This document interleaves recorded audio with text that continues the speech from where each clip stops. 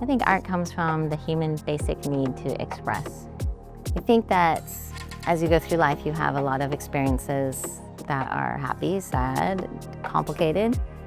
And I think I find this kind of work an abstract way of expressing those experiences very liberating. I don't need to think about explaining exactly what I'm trying to say. I don't also need to think about being judged about what I'm saying, whether it's something quite happy or something quite sad and difficult or angry even. So maybe it's a way of shielding myself, but also being able to express as opposed to repress.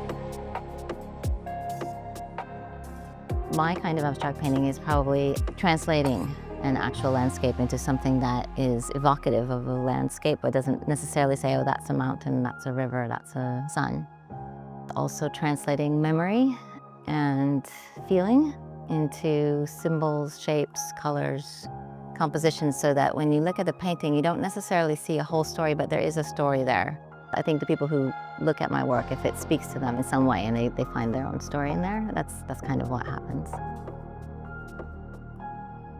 And then painting, I feel very centered and immersed. I think that I am very lost in the moment of the paint and just absorbing how the paint's interacting with the surface, how it's interacting with the other colors, mixing the paint on the palette and putting it back onto the surface. And it's just a very full-on experience where there's no past and there's no future. Just that paintbrush and that paint and that piece of canvas is very literal. And it's not even thinking about, oh, I'm trying to make this color or this paint or this picture say X thing. It's not even about that. It's about the visual immersion of the color onto the surface and then stepping away.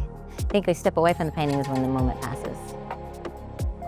When I'm finished with the painting, a feeling of quiet. It's not so much satisfaction. It's more that I've said what I wanted to say, or at least close enough to what I wanted to say with the work.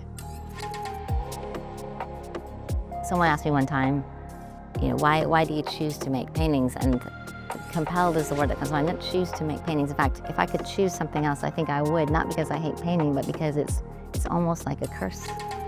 You call it a beautiful curse, but when you're compelled to do something, you almost don't have a choice. You're always drawn to it, and that's me.